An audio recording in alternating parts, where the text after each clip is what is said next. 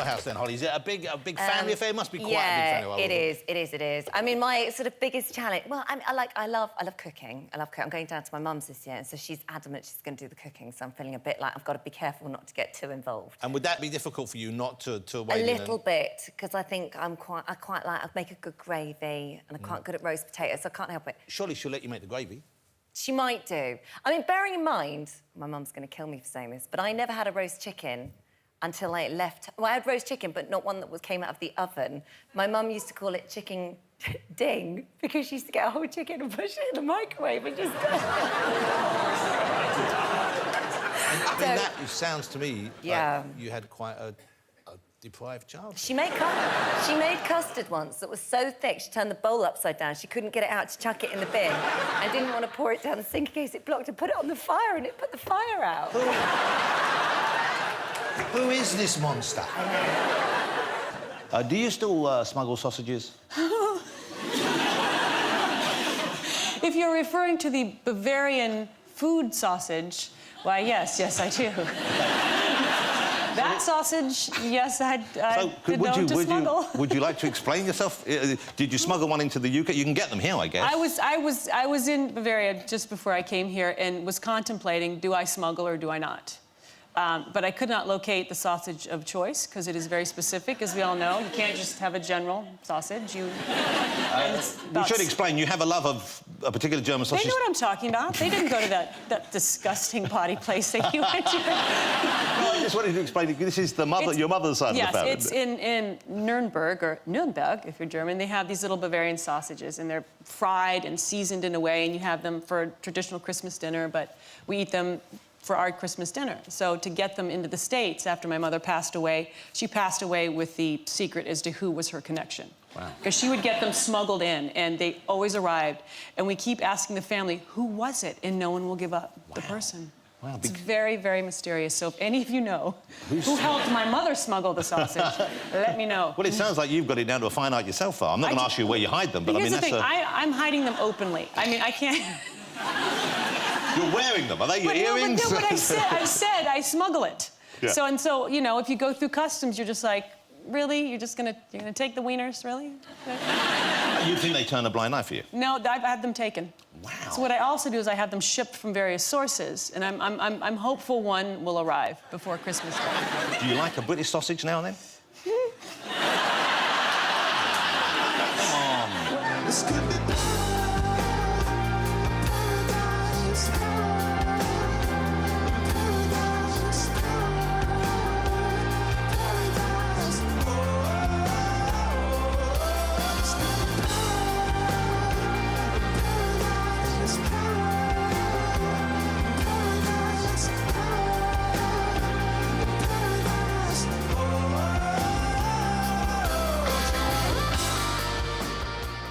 Michael, how'd you meet your wife? She thought I was gay, okay? Is that what you want to know? She thought I was gay because I played a show, and she came into the restaurant after, and they said, would you take a picture with one of our most famous actors? And I said, I'm just drunk. I said, no, I'm not really. And then it was her, and I remembered her from the show. I said, oh my God. So she walked in. This is like, she blew me away. She's the most beautiful woman I've ever seen, still in my life. And she came in with her co-star, and the co-star, he truly made Brad Pitt look like a pig. Yeah. And I assumed they were together. So I'm not a rude guy. I'm a gentleman, and because of courtesy, I literally didn't even... I said, hello, it's nice to meet you, to her, and then I spoke to him, and he could speak English, she couldn't, and I tried to figure out if they were together, but I was getting hammered. And by the end of it, I was going like, oh my God, your arms are bigger than my legs are. And she didn't speak English. And then I said, how long have you been together? Trying to figure it out. And he said, no, you know, we are not together. He said, actually, I think she like you. I said, what? I have a chance? But I didn't know. At the same time, she was texting her mom saying, yeah, I come to meet Michael Bublé, but he is so gay. Well, it turned out well, though. Turned out well. Were you a late starter with the opposite sex? I was so lame. When I first started talking to Nancy, I'd go across the street, and she worked at the bar across the street from Second City, and I used to go over and order a Diet Coke and hang out at the bar and talk to her. And for months, we talked at each other like, hey, if I ever asked someone out, it would be someone like you. And she'd say, boy, if someone like you ever asked me out, I'd go out on a date with that someone who... But it was like weeks turned into months of like, hey, how you doing? And we didn't do anything until finally one of us kind of blinked and we ended up going out. Wow. Who blinked first? Who asked? She blinked first. She Wow. was like, okay, let's go. And I don't think I said, let's go out, but I said, okay. It was like Nerd Patrol. It was... In this building that you recorded Surprise, Surprise for so many years? Yes, I did. Blind Date for so many years in this very studio. There must be some memories in here for you. Well, there is. I did Surprise, Surprise for 20 years. 20 years? And Wow. I did Blind Date for 18 years. I looked at some of the old questions you asked them, and it's remarkable, you think, how hard it is to answer these while sounding seductive without going too far. Here's a couple. I'm going to put this one, I think, to... this one goes to Sandra Bullock. Sandra? Yes? If you were to describe yourself as a kitchen appliance, and bear in mind you've got to win me over for a date here, what would you be? I think she'd be an electric whisk. No, I'm just saying this because you'd whisk the blokes into a frenzy. Wow, yes, yes. See, that's the way it works. That's the way it works. Yeah. But then it's Sandra's question. OK. When it was asked by Cilla on the show, she said, if I was a kitchen appliance, I would be an oven, warm on the inside and cool on the outside. Oh. What appliance would you be and why? I'll stick with the same family as the whisk, maybe like a mixer. Because I like to mix it up. That's it. That's the way. OK. Tom, you know I'm coming for you now. I forgot the seduction. I'm sorry. I forgot that part. OK, let me try it again. I'd say a mixer. Because I like to mix it up. Wow. I'm knocked out, man. You had me at mixer. It's my blind date. Okay. Tom, here's one for you. If you stood in front of a full-length mirror, what nickname would you give yourself? That's the question from Blind Date. The hidden sausage.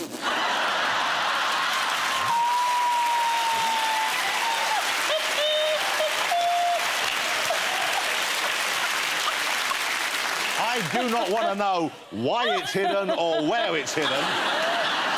For obvious reasons. Wow.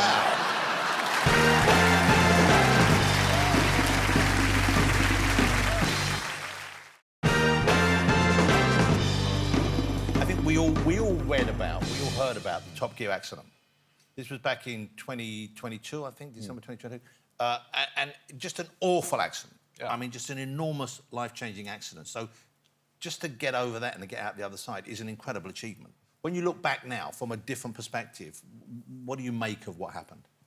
Yeah, it happened. No secret that I had a car accident filming Top Gear, and then afterwards, obviously there's the physical scars which I've got, but then the mental side of it as well. So I didn't leave the house for probably 6-8 months, and the only times I was leaving the house was going for medical appointments or surgeries, and then afterwards, a mate of mine, Rob Key, who's actually my boss, known him for 30 years. He started inviting me to come and watch the cricket at the test matches, but sit in like a back room, not in the crowd, because I'd wear a full face mask for months. And I started getting back into it and started to find my feet a little bit again. So for me, cricket, ever since I can remember from being a kid, has been a massive part of my life. But at that time, when I probably needed it most, cricket embraced me again. And I found myself back in it and now. And, the TV stuff was good. I'll still do the odd job. I've got bills to pay. But cricket now, back in coaching and working with these lads, is my definite future, and I'm loving it again. Famously, sportsmen like to take the piss out of each other. Was there a period when they started doing that to you again? Did you know, OK, this is like now we're completely over all this? Yeah. I remember I'd not left the house for a while, and I'd gone down to London to the office. And I used to make a thing of it, get some nice food in, because I've not been going out. And then one of my mates was there, and I've got a bucket hat on and glasses, and then my face covered. And the first thing he says was, look me, it's the Invisible Man. You know what I mean? And I was laughing underneath. It's always better when that starts happening. Because it's back to normal. Yeah, back to normal and just treated normal. And you're pretty OK now? You're kind of like, do you still have bad days, I guess? Yeah, I still do, but you know what? I'm more accepting of it now. It is what it is, and move on. Well, it is great to have you back. It's amazing to have you back, man.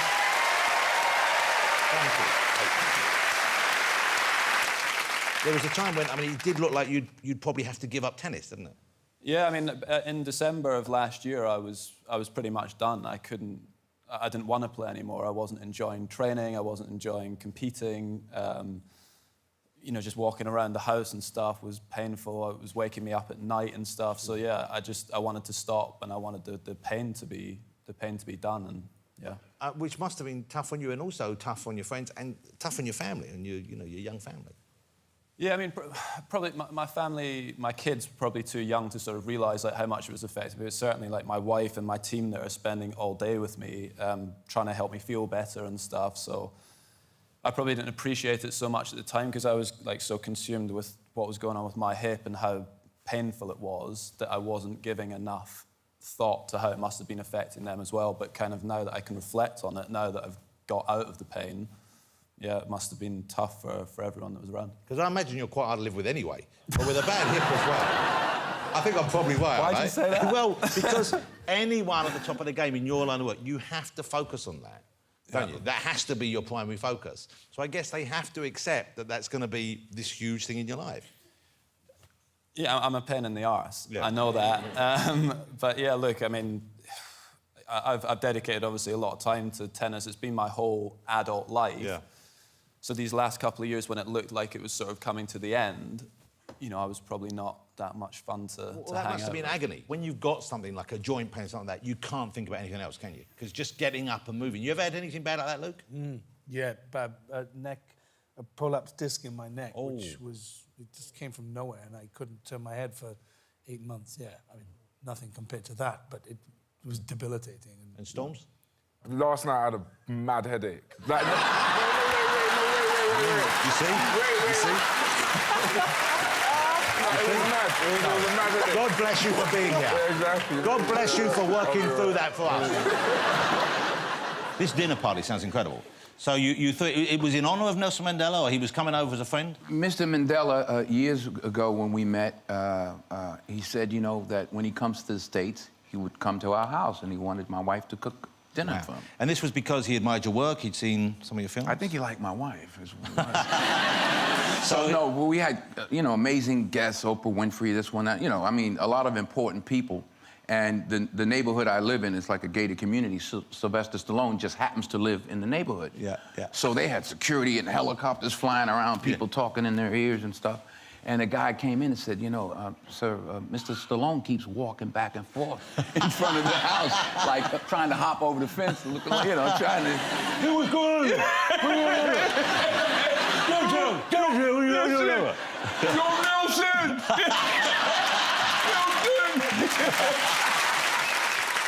Now, what was the purpose behind this? This was to kind of embrace the idea of women not having a shave, or what was it? It was called F Off, I'm a Hairy Woman.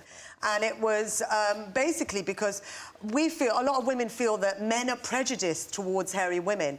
And, I mean, I'm very hairy, and Asian women are very hairy. My mother's very hairy. She's got a beard and a moustache. She started to bleach her facial hair. I've told her to stop this now, because when she gets in a lift under the lights, she looks like Father Christmas. And it was all about how to...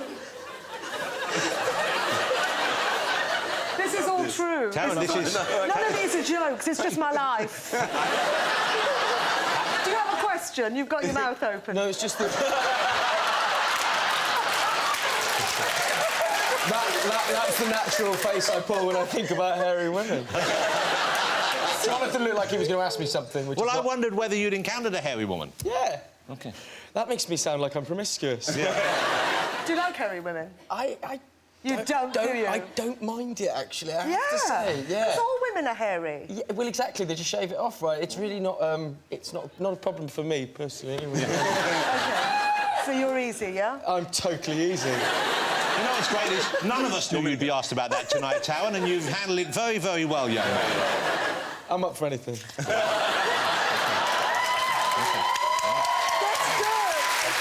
That's the Eddie the Eagle spirit right there. Because, you know, women, they do a lot of shaving, plucking, lawn mowing, all this kind of thing. Well, they used to do more than they do now, I think. Oh, my God, yeah. I mean, now they have women have these things called Brazilians. I don't know if you've heard of them. I've encountered that as well. What, you've had one? Sorry, Mum. Oh, it wasn't your mum's, was it? What are you talking about? Why would he talk about that? Why would you do that? Wrong, mate. I mean, I know. Has your mum had one? Oh, my word. No, I've no idea. I have no desire to know whether... I can't believe we're talking about my mum's Brazilian. This is... I feel I've stumbled into a nightmare. Of course, with De Niro, and it's kind of quite a rough scene between the two of you. You have a kind of argy-bargy scene going on there. Yeah, I mean, I shouldn't tell the story. I'll try to tell the story. No, tell the whole story. You can't laugh at something and then keep it private. Anyway, next question. Yeah. But we had to do this scene, and at this point, we've done 2 movies together, and I really love him to death and feel totally comfortable with him, and it was one of the reasons why I felt so secure initially, because I was like, oh, at least Bob's there, and we had to do this scene in the attic. A very emotional scene. I mean, like crazy. Like my character's flipping out, and we would start hitting each other. But, you know, my character sort of is very much like his father, and you know, like those very light, those thin pajamas you wear? You know, they're almost like a pimp outfit, you know, when you go... Oh, like a satiny kind of... Yeah. So Dad had that on, and also I had that on. And then at one point, he's on top of me in the bed hitting me, right? And I'm like this, and he's on top of me. And you got an erection? No. But if I did, it would have been all over. But there's no underwear. There's just literally like a half a centimeter of silk in between the genital. And then he would do the take, and he'd be like, "Is that good? We got good." And I was just trying not to laugh because Robert De Niro, you know, you feel that, you know, is the thing. And I just thought, how has this happened? Wow. At 36 years old, I have Robert De Niro's rubbing balls with the greatest screen actor.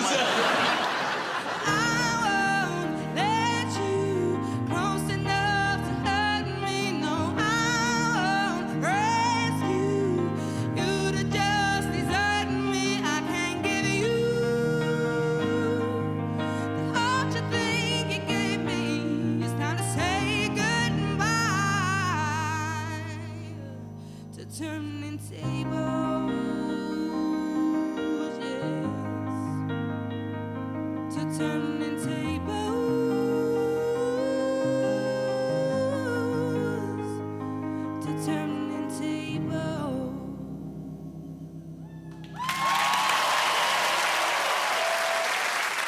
OK, so earlier on, I asked the fabulous Bella whether they have done any kind of training, and Bella said jiu-jitsu. Brazilian Jiu-Jitsu. Brazilian Jiu-Jitsu. And you said maybe you could demonstrate something. Yeah. So, Bella, we've got a crash mat here. Yeah. OK, let's see if Bella can indeed do what she promised here. We'll see whether you've still got the skills to pay the bills. Hold on, OK, so anything I need to know in advance? I'm fairly limber. Try and break your fall. That's it. OK, so I'm going to come at you, OK? Yep.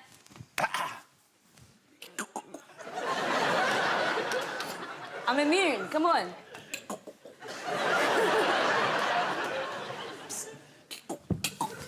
Wow!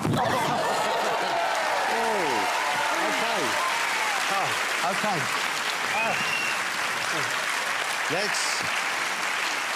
Let's see it again in slow motion, just to embarrass me further.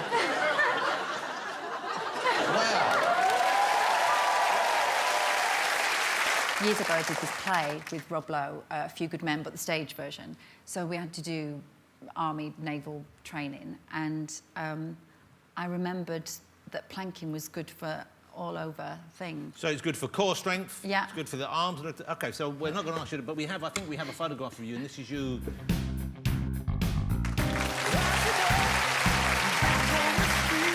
A lot of strength there. Although, that is, I mean, I know you're lifting up, but the legs is the lighter part of the body, isn't it? You're lifting up, it's not the heavy part of the body. Well, I mean, Lena, who is amazing, is obviously very slender and brilliant and tough. The person on top probably does most work. Most of the work. Yeah. That's normal. That's the way. I could feel that coming. John, you fancy planking? You with?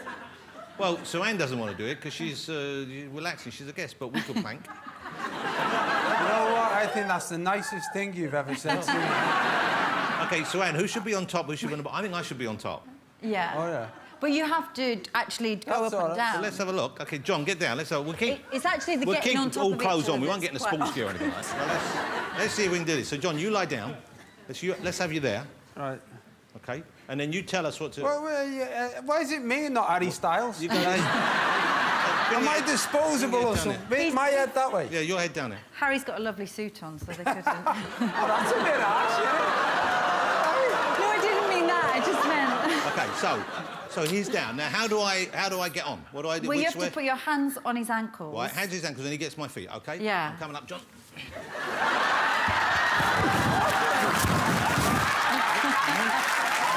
OK, come on. OK.